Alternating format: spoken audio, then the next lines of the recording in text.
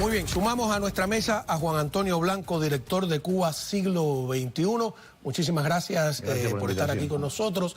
Y yo empato el mismo tema que estaba hablando con el comisionado del condado, Kevin Marino Cabrera, de esta noticia tremenda de 850.000 cubanos llegados en menos de 3 años, 2 años y tanto, aquí a los Estados Unidos solamente.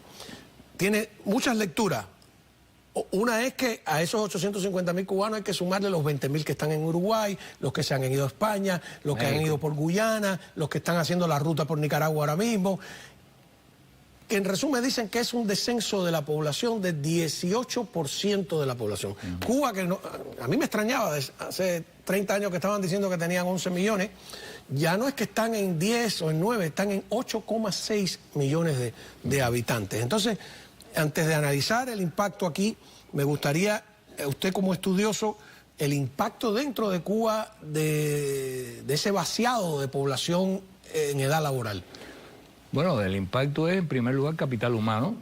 Todas estas personas tienen habilidades, una más que otra, obviamente, pero una buena parte de las personas que se van son las que más expectativas tienen de poder llegar a otra frontera y buscarse un empleo e insertarse en otra sociedad. Por lo tanto, la gente que tiene más capacitación son más proclives a emprender la aventura de la migración. La otra es el carácter emprendedor de esas personas. O sea, generalmente quienes se ponen a deshojar la margarita de si me voy y me quedo, me voy y me quedo, no son los que van a tener más iniciativas dentro de la sociedad en cualquier otro terreno. Aquellos que están más dispuestos a buscar un camino, sea colectivo protestando en las calles o sea individual, para mejorar su situación y la de su familia, son los que escogen ese camino. Pero desde el punto de vista de vaciamiento profesional, yo estaba revisando las cifras antes de venir para acá, solo en el primer año de esos dos, del 21 al 22, se fueron, según cifras de la UNEI, según cifras oficiales, más de 12.000 médicos, más de 7.000 enfermeras, más de 3.000 y tanto, casi 4.000 odontólogos, dentistas. Entonces, ¿qué impacto tiene eso en el servicio, por ejemplo, de salud pública, cuando además de eso Cuba se permite el lujo de, para buscar dinero para esa, seguir exportando mano de obra esclava de bata blanca a otros países? Entonces, el impacto de todo esto es brutal y sociológicamente son familias divididas, fragmentadas. Una cantidad de esas personas entran en un limbo por una buena cantidad de tiempo porque tienen que resolver sus papeles y su estatus migratorio donde quiera que vayan antes de poderse insertar en esas sociedades. O sea, es terrible. Hemos tenido como 5 procesos migratorios. O sea, tuvimos, por supuesto, al principio de la revolución se fueron algunas personas, pero sobre todo fue después Camarioca, fueron como 5.000 personas. Los vuelos a la libertad fueron más de 300.000 personas, duraron desde el 67 más o menos hasta el 73, se iban 900 por semana como averaje. Después vino el problema del Mariel, 1980, 125, 127, creo que fue la cifra que tú diste, yo te estaba escuchando. 125.000 cubanos aproximadamente fueron los que vinieron por el Mariel, 35.000 eran los que estaban en la base naval de Guantánamo. Bueno, en ese momento yo sé que el Ministerio del Interior... En el 94. El Ministerio del Interior hizo una encuesta para decirle al gobierno cuál sería el potencial migratorio si todo el que quería salir en aquel momento se pudiera ir, y era 1 millón de personas. Rebasaba el 1 millón de personas. O sea, salieron 125.000, pero era 1 millón de personas. Y después volvimos a tener ese problema. Lo que pasa es que 125.000 fue en el Mariel, que estuvo muy controlado, pero en el 6 semanas más o menos. En el 94, 35.000 se quedaron atrapados en la base, pero antes, que hubo un periodo donde estuvieron llegando, más en esa época estaba pues salidas legales, había como una cuota, sí, ¿no? Que eran en cuánto, 18.000. Antes de que firmaran los acuerdos del 94, pues los acuerdos del 94 eran 20.000 a los que se comprometió Estados Unidos. Una vez yo saqué la cuenta y entre el 93 y 95 llegaron 200.000 cubanos aquí, que es el éxodo famoso del 94. Pero aquí estamos hablando de... Exacto, porque la gran diferencia entre todos esos éxodos que van sumando es que era una situación de un país sin libertades políticas o civiles, un país sin libertades económicas, un país que se estaba deteriorando en su estándar de vida, pero no un país colapsado. Lo que estamos viendo ahora es la fuga a toda costa de un país que ha colapsado, que no tiene electricidad, que le falta el agua, que no hay alimentos, que no hay servicios mínimos de salud pública, que se te muere un niño porque no tiene por una simple cortada en una pierna, porque no tiene un antibiótico, como explicaba el padre Alberto el otro día. O sea, esto ya es el colapso, no del gobierno, el gobierno sigue ahí, la élite de poder sigue ahí, pero lo que sí ha colapsado, por cierto, que nosotros lo pronosticamos hace año y medio, es el sistema. El sistema de gobernanza está en el piso y no hay forma de recuperarlo. Ahora, hay dos aspectos interesantes. Uno, estos son cálculos míos, según los conocimientos limitados que tengo. Solo una vez en la historia previa había sucedido algo así. Cuando los americanos en 1898 hacen un censo, que no se hacía, yo creo, desde la mitad del siglo XIX, descubren que había disminuido la población. Es la única vez antes de esto que el 10% de la población, por la reconcentración de Weyler, por la diáspora, había mucha gente que se había ido, por la guerra en sí misma y por una crisis sanitaria que se había desatado. Tuvieron la fiebre amarilla, cólera, hay desde antes, desde mitad del siglo XIX antes, está el famoso libro eso del cólera en La Habana, etcétera, etcétera. Una de las cosas que hicieron los americanos es una gran tarea de saneamiento de la isla. O sea, estamos hablando de que desde 1898 no sucedía algo así, de que disminuyera la población cubana. Estamos hablando de que eso esconde una crisis en todos los sectores. Es una crisis humanitaria. Entre los que se han muerto, los que se han ido, hay una crisis sanitaria. Hay una crisis humanitaria general, porque tiene que ver con los alimentos, que ahora va a empeorar. Incluso hay hechos que son fortuitos, que no dependen de la situación en Cuba, como es esta huelga ahora de estibadores en la costa este de los Estados Unidos, que va a afectar los envíos de todas esas MIPYMES y toda esa gente que manda comida. Al mismo tiempo siguen cometiendo estupideces. Por ejemplo, acaban de poner nuevos reglamentos para quitarle la tierra a los campesinos que hayan hecho una construcción en el terreno que les corresponde, si no está autorizada. Entonces imagínate tú un campesino que vive en un pueblo que tenga que coger un transporte inexistente para ir todos los días a las 5 de la mañana a empezar a arar su tierra y volver por la tarde con la puesta del sol. O sea, es una barbaridad detrás de la otra que lo único que hace es empeorar situaciones críticas de supervivencia de la población. Comida, agua, electricidad, para no hablar ya de la represión y la falta de libertad. Tú subes 4 cosas y te meten 15 años por la cabeza, como le pasó a la muchachita esa que por subir los hechos de las protestas por allá por...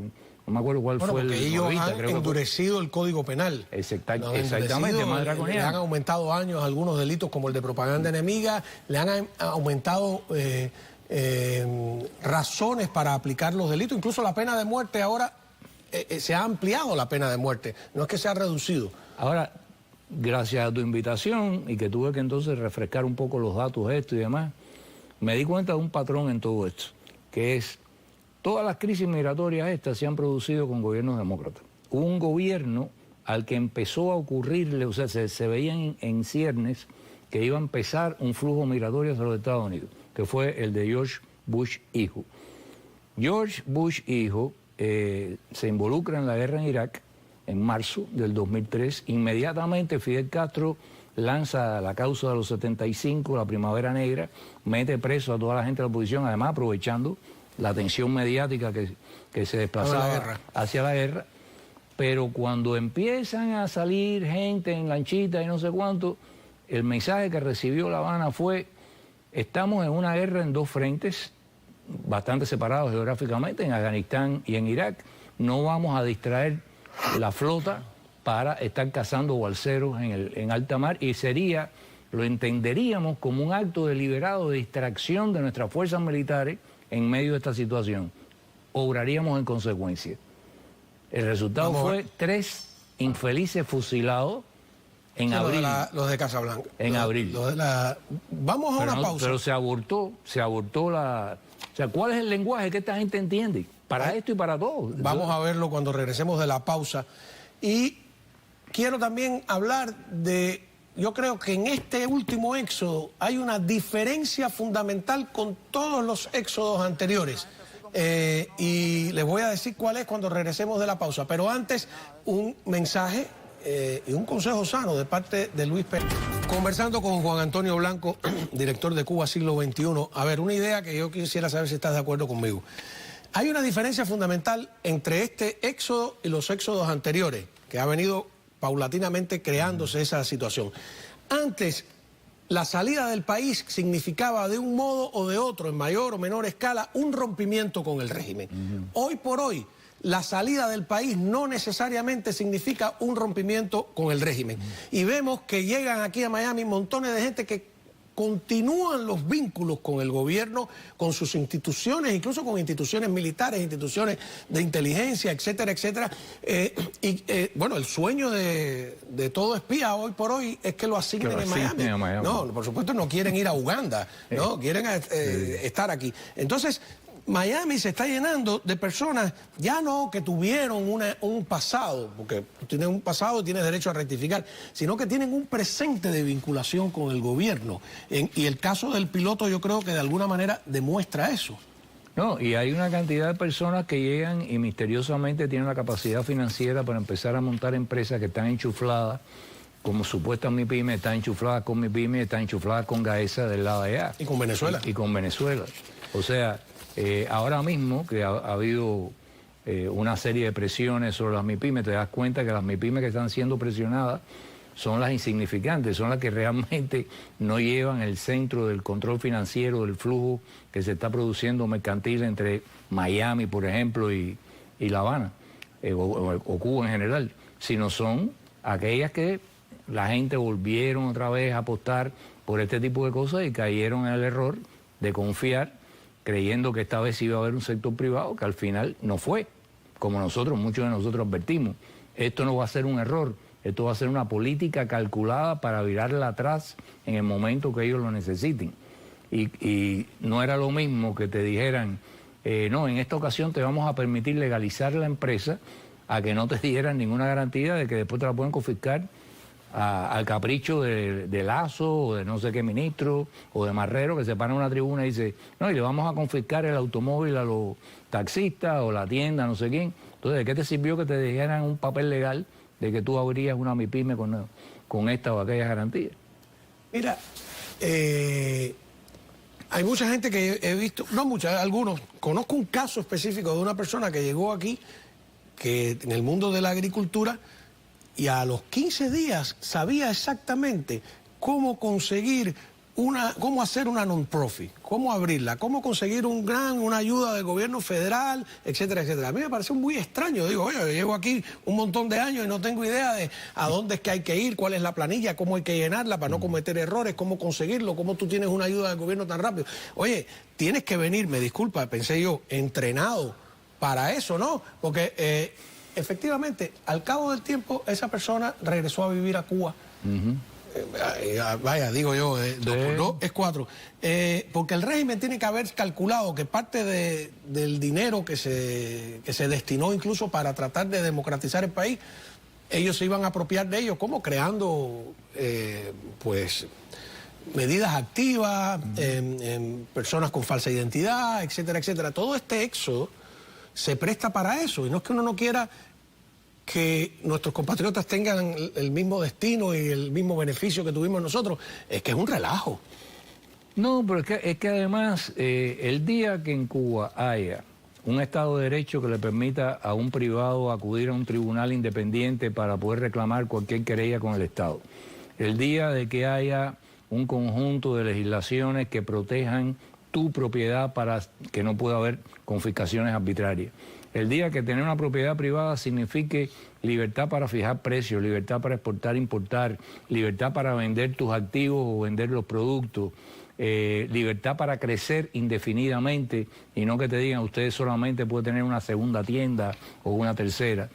Eso, y sin ningún tipo, además que tú tengas que pasar por un filtro de aprobaciones políticas donde interviene la seguridad del Estado para garantizar de que no se pueda convertir en negociante a alguien que pueda tener una mancha en su expediente de que es crítico del proceso o de los gobernantes y demás. Cuando se llega a eso, podemos discutir cuál es el destino de toda esta gente. Pero mientras tanto, Esto es una política deliberada para dar una imagen al exterior de que hay una apertura, poderse beneficiar de concesiones que se hagan, sobre todo por parte de los Estados Unidos. Y eso que tú dices de entrenamiento, oye, por ejemplo, estaba aprobado que aquella delegación que vino aquí hace un año, una cosa así, de MIPYME, que venía una persona que resultó ser un agente de la seguridad del Estado, por el cual alguna gente fueron a la cárcel hace años atrás, fue denunciado por Chaviano y una serie de personas que fueron sus víctimas en ese momento, un tal David creo que era. Esa gente, por confesión propia, ellos se entrenaron en Cuba durante semanas para las discusiones que iban a tener aquí. Y eso yo sé cómo funciona, porque es lo mismo que hace con los académicos. Respuestas. Exacto, ¿no? O sea, si te preguntan esto, tú contestas esto. Y si no sabes contestar, se la pasas a fulanito, que es en esta delegación el que sabe contestar esa pregunta. Bueno, eso a mí me ha pasado como periodista, y tú dices, bueno, no es que uno ve fantasmas en todas partes, pero de repente con un tema nuevo tú vas a personaje A y le haces una pregunta y te responde una cosa. Y después vas al B, que no tiene nada que ver, y te responde exactamente lo mismo. Y vas al C, tú dices, aquí hay una orientación de responder. Las delegaciones, lo que han hecho con lo que hicieron con esa delegación es lo mismo que hacen con las delegaciones académicas que van, por ejemplo, a un congreso del ASA. Los reúnen antes. Yo me acuerdo, en el Comité Central los reunían previamente y tenían varias sesiones en el Comité Central donde se hacían esas preguntas, se distribuían las respuestas y quiénes las iban a hacer, y además tenían el guión de cómo guiarse. El gobierno de Cuba, si quiere levantar el embargo, lo puede levantar unilateralmente. Mañana mismo. Ellos, sin necesidad de que Estados Unidos lo haga. Vamos a una pausa ahí. Bueno, había dicho que una idea de cómo el régimen castrista puede levantar unilateralmente el embargo, por lo menos el embargo comercial, claro. El financiero es otra cosa. Es muy fácil. Si el gobierno cubano mañana anuncia que ellos van a permitir la inversión de cubanos, de no cubanos, y que se va a quitar el Estado de por medio, que tú puedes ir ahora y hacer un negocio con tu primo, con tu hermano, en Guanabacoa, en Matanzas, donde sea, sin que el Estado sea el necesario intermediario y sin... pues, oye, no, esa ola no la para nadie. No para nadie. Eso es un cuento de camino. El embargo lo tienen puesto ellos no solo al pueblo, a los potenciales inversores. ¿Cuánta gente aquí nos ha quedado como la novia vestida soñando que le van a abrir? El otro día, de nuevo, hubo una reunión de unos diplomáticos con representantes, entre comillas, de la comunidad, para exhortarlos a que patrióticamente, solidariamente inviertan en Cuba. Y no hace ni un mes acaban de meter preso a un cubano-americano que tenía un negocio exitoso, un diplomercado, o creo que se llamaba así, diplomercado, y todavía no se sabe cuál va a ser la sanción que le van a poner. Le confiscaron todo. Son muy mezquinos, ¿sí? No quieren abrir nada. Pero además... Ni siquiera el ejemplo vietnamita, sí. El chino, que siguen teniendo el poder el Partido Comunista, pero que permiten un poquito de aire a alguna gente, nada de eso. Esos estados son estados autocráticos, si tú quieres, estalinistas desde el punto de vista político, pero con mercado. Bueno, y esto es una mafia. Dictaduras de mercado, y esto es un que son peligrosísimas también, por cierto. Esto es un totalitarismo. Pero ni eso. Muchísimas gracias, Juan Antonio Blanco, por haber estado con nosotros. Les recordamos que estamos también en la radio, la 1260 AM en su dial, de 3 a 5 de la tarde. Ahí tenemos espacio para ampliar mucho más estos y otros temas. Así que nos vemos muy, pero muy buenas noches.